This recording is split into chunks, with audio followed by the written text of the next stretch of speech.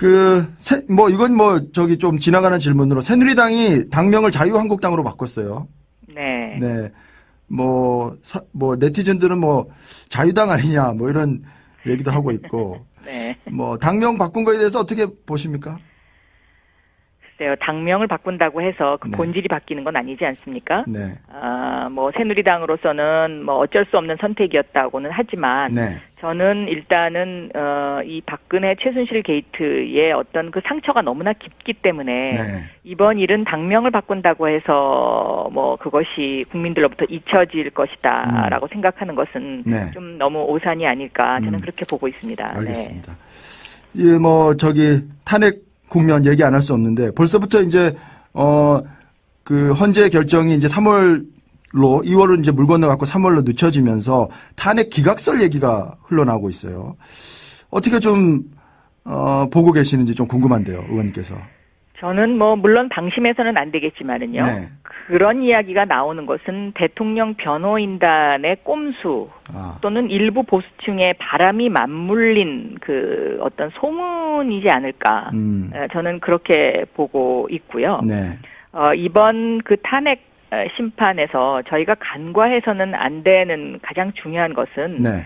이 탄핵 심판은 그 개인 간의 소송이 아니고요. 그러니까 다시 말하면은 자연인 박근혜라는 사람의 권리구제를 위한 소송이 아니고 네. 대통령이라는 공공기관과 소추인인 국회라는 공공기관이 벌이는 공적 소송이거든요. 네. 이게 사적 소송이 아니고요. 그렇죠. 그렇기 때문에 무엇이 공익을 위한 것이냐, 무엇이 대한민국을 위한 것이냐라는 관점을 절대로 간과해서는 안 된다라고 저는 생각하고 있습니다. 알겠습니다. 네. 특검의 대통령 대면 조사가 당초 오늘이었는데 이제 날짜가 유출되는 바람에 청와대 쪽에서 이제 거부했고요. 네. 대통령 대면 조사 제대로 되겠습니까? 어떻습니까? 이 부분도요. 네. 그 대통령이 자연인 박근혜의 사적 사익을 위해서 지금 존재하는 것처럼 보이거든요. 네. 왜냐하면 그 청와대 측의 반론을 들어보면 특검이 예의를 지키지 않았다. 그런데 그러면 대통령은 과연 국민에게 예의를 지켰습니까? 그리고 대통령이 스스로 자신의 입으로 검찰 수사에 성실히 임하겠다고 이야기를 하지 않았습니까? 그랬었죠. 그러니까 이런 대통령의 거짓말에 대해서 지금 국민들이 얼만큼 분노하고 있는지 이런 부분에 대한 청와대의 그 어떤 반성이라고 그럴까요? 그런 것을 전혀 느끼지 못한다는 점에서 참 안타깝습니다. 네. 네. 대통령은 사실 그런 측면이 지금 말씀하신 대로 그런 측면이 좀 있는데 법 위에 군림하고 있는 거죠 지금. 네. 그렇습니다.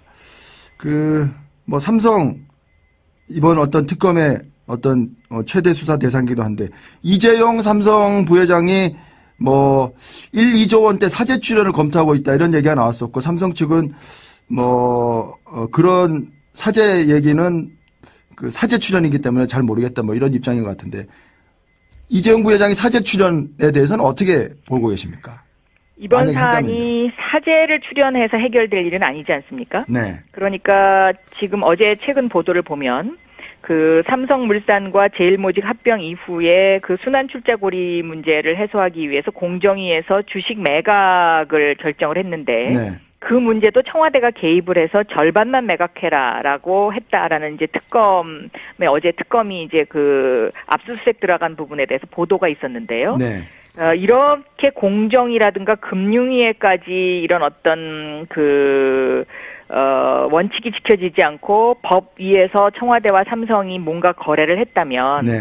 이것은 삼성 이재용 부회장으로의 그 승계를 위해서 세금을 내지 않고 그냥 그 삼성이라는 재벌이 수십조 원을 그냥 거저 먹으려고 하는 거하고 마찬가지이기 때문에 네. 이런 부분이 지속적으로 계속된다면 대한민국 경제가 건강해질 수가 없고 발전할 수가 없죠. 네. 일반 서민들은 아버지로부터 재산을 물려받으면 50%의 세금을 내는데 그렇습니다. 재벌 2세, 3세들이 이런 식으로 1%의 세금도 내지 않는다 하면은 과연 우리나라 경제가 버틸 수 있겠습니까? 그리고 공정하다는 측면에서 대한민국이 앞으로 나갈 수가 없지 않습니까? 그래서 저는 알겠습니다. 이번 사안은 굉장히 엄격하게 다뤄져야 된다라고 보고 있습니다. 네. 마지막으로 요 질문 하나만 드리겠습니다. 특검팀의 활동 시한이 이제 이달 말까지인데요. 네. 연장 가능성 있겠습니까? 어떻습니까? 저는 이것은 연장을 해야 된다고 생각합니다. 네. 왜냐하면 특검이 지금 우병우 수사도 제대로 아직 못했고요. 이런 그 재벌과 관련된 부패 수사도 제대로 하지 못한 상황이기 때문에 네. 이것은 연장을 해야 하는데요. 네. 이 연장의 그 결정권을 황교안 권한대행이 쥐고 있어서 그렇습니다. 과연 이 황교안 권한대행이 그동안의 행태를 보면 박근혜 대통령과 거의 한 몸이었기 때문에 네. 비협조적으로 나오지 않을까 저는 그렇게 보고 있습니다. 네. 네. 그렇기 때문에 사실 연장이 어려운 것 아니냐 이런 얘기들이 있어요. 네, 그래서 그렇게 거부를 하게 되면 국회에서 지금 이미 제출된 특검법 개정으로 가야 하지 않을까 네. 저는 그렇게 생각합니다. 알겠습니다. 네. 김기춘 전 실장이 이제 구속 기소됐는데 어떻게 지켜보셨습니까? 네, 뭐 사필 기정이 아닐까 그렇게 생각을 합니다. 그리고 네. 한 공직자로서의 그 일생에 대해서 생각해보는 그런 반추해보는 그런 계기였다고 생각하고 있습니다. 네. 네. 뭐 바로 뭐 현안으로 좀 들어가 보죠. 뭐 네. 그 당내 이제 대선 구도가 문재인, 안희정, 이재명 이렇게 3파전으로 굳어졌어요. 네. 안희정 지사가 여론조사로 이제 뭐 2위로 급부상하면서 경선이 이제 박진감 있게 넘치게 됐는데 특히 이제 안희정 지사가 새누리당에 대해서 대연정을 제안한 것을 놓고 당내에서 뭐 여러 말들이 나오고 있고 당 밖에서도 이제 논쟁이 벌어지고 있는데 의원님은 어떻게 보십니까? 정권 심판이라는 시각에서 보면 네. 대연정론이 당장은 비판받을 수도 있겠다고 생각을 합니다. 네. 그러나 한 번 더 생각을 하고 현실적으로 들여다보면은 누가 대통령이 되더라도 여소야대 정국이 되기 때문에 이 연정과 협치를 하지 않으면 국정을 이끌어갈 수가 없지 않습니까? 네. 그래서 그 발언에 대해서 지금 뭐 이렇게 왈가왈부하는 것은 저는 시기적으로는 조금 적절치 않다고 봅니다. 네. 그러니까 과거의 독일의 경우를 보면은 1966년부터 69년까지 3년간 그 라인강의 기적 이후에 경제 위기가 몰려오니까 네. 그 나치의 부역 세력을 넘어서 대연정을 한 경우가 있었고 지금 메르켈 총리도 연정을 하고 있죠. 네. 그래서 이 대연정이라는 단어가 지금은 비판받을 수 있겠지만 네. 정권 교체 이후에는 현실적으로 다가오는 문제입니다. 네. 그래서 저는 이명박근혜 정권이 네. 이 부패로 망가진 네. 그 경제 위기가 대선 이후에 찾아오게 되면 네.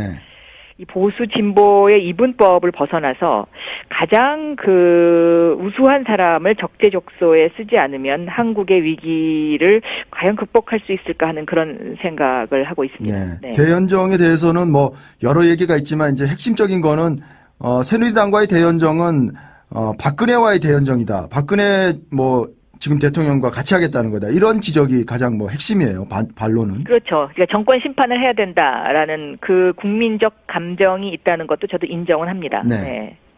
그럼에도 불구하고 이제 대연정은 정권이 어떻게든 이제 대선이 끝나고 난 뒤에 불가피하게 이루어질 것이다. 이렇게 보시는 거군요. 협치가 불가피하지 않나 싶습니다. 그런데 협치가요? 이제 그 당시 이제 그 이후에 뭐 그 이후 상황이라서 지금 뭐 구체적으로 말씀드리기는 조금 그렇습니다만은 네. 어쨌든 최고의 전문가를 찾아야 되지 않을까. 네. 왜냐하면 한국도 이제 경제 위기라는 그런데 직면하게 될 것으로 보입니다. 네. 이명박근혜 정권이 너무 부패했었기 때문에요. 네. 네. 뭐 어쨌든 그 의원님께서는 안희정 지사의 이런 대연정론 조금 긍정적으로 평가하시고 계시다 이렇게 봐도 되겠군요. 지금 지나치게 비판하는 것은 옳지 않다. 저는 그렇게 생각합니다. 네. 네. 뭐 당내에서는 여러 이제 대선 토론 또는 뭐 대선 이슈 이런 것들 놓고 이제 조금씩 이제 불이 붙고 있는데 사법시험 부활을 놓고도 이제 주자들 간의 의견이 엇갈려요. 문재인 전 대표는 뭐 로스쿨이 이미 시행됐고 있기 때문에 사법시험 부활이 어렵다는 입장이고 이재명 성남시장은 계층 이동에 새로운 기회를 부여한다는 점에서 사법시험 존치해야 된다 이런 주장인데 이 부분에 대해서는 어떻게 생각하십니까? 저는 이 부분에 대해서는 제가 법사위 간사 법사위원장 시절에 이미 의견을 여러 차례 피력을 했었는데요. 네. 이 로스쿨 제도라는 것이 미국으로부터 도입한 것이지 않습니까? 네. 그런데 미국에도 베이비바라고 해서요. 이 변호사 예비시험 제도가 있습니다. 그러니까 네. 반드시 로스쿨을 나오지 않더라도 변호사가 될 수 있는 거죠. 네. 물론 낙타가 바늘구멍 들어가는 만큼 힘듭니다. 네. 왜냐하면 그 포션이 굉장히 작기 때문에요. 네. 그런데 우리나라도 어떠한 제도를 실행함에 있어서 이렇게 흑백 논리로 할 것이 아니라 네. 변호사 예비시험 제도를 둬서 로스쿨에 가지 않고도 변호사가 될 수 있는 그 구멍, 그 길은 열어놔야 된다고 저는 보고 있습니다. 네. 그래서 희망의 사다리를 만들어주는 것이 저는 그것이 맞지 않느냐 그렇게 생각합니다. 이제 구멍과 이제 길을 열어둬야 된다고 말씀하셨는데 그것이 이제 결국은 많은 고신앙인 또는 그것이 희망 고문이 되지 않겠느냐 이런 지적도 있을 수 있어요. 그러나 그런 어떤 그 젊은이들의 희망을 꺾는 것보다는요. 네.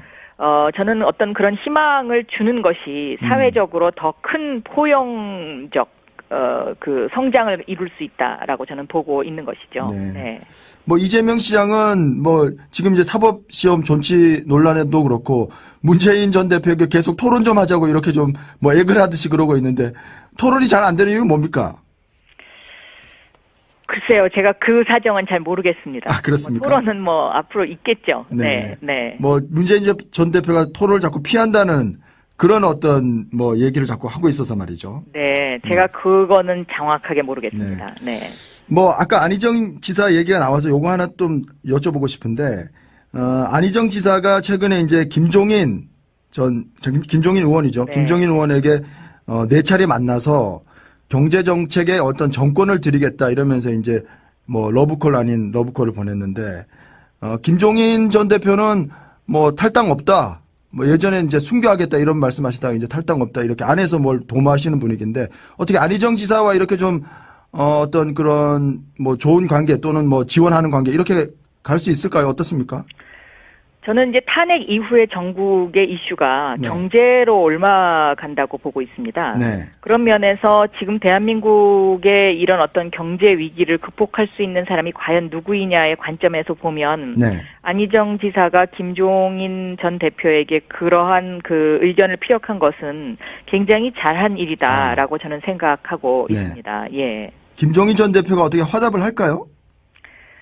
그것은 뭐 독일 출장을 다녀온 이후에 본인께서 의견을 피력한다고 하셨으니까 네. 그때까지 한번 기다려 보시는 게 좋지 않을까 생각하는데요. 네. 의원님께서 이제 김종인 전 대표가 조금 친밀한 관계라서 네, 제가 혹시 의중을 좀 알고 있지 않을까 해서 여쭤본 겁니다. 네.